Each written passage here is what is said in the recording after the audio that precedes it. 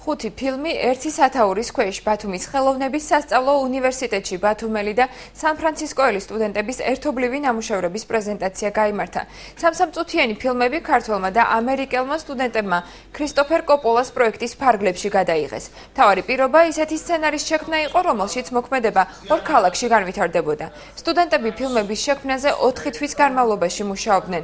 იგი ამერიკელ რეჟისორს მაშინ გაუჩნდა, როდესაც იგი ბათუმის ხელოვნების უნივერსიტეტს სტუმრობდა და ბათუმელი სტუდენტებისთვის მასტერ კლასებს ატარებდა. ანალოგიური პრეზენტაცია სან-ფრანცისკოში უკვე გაიმართა.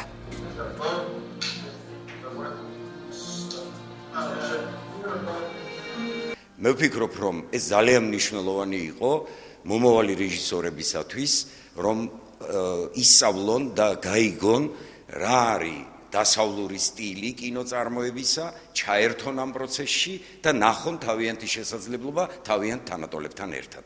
ესეთი პროექტები ძალიან მნიშვნელოვანია, მეტ-უმეტეს ბატონ ქრისტოფერთან ურთიერთობა. ჩემი თემა ეხებოდა ტანგოს ორი სჭირდება და გავაკეთე ქართული ინტერპრეტაცია და დალევა სჭირდება ორი ქართულ ტრადიციასთან დაკავშირებით. და ანალოგიურად ტანგოს ორი სჭირდება მომზადა ჩემმა მეგობარმა სან-ფრანცისკოდან, რომელსაც გამოიყენა ჩემი გადაღებული კადრები და მანაც მეც გამოვიყენე მისი გადაღებული კადრები. ახალი იყო ჩვენთან მუშაობა პროდიუსერის განხრით, რომ დროის კონტროლი გადაღების დროს და დროში ჩატევა.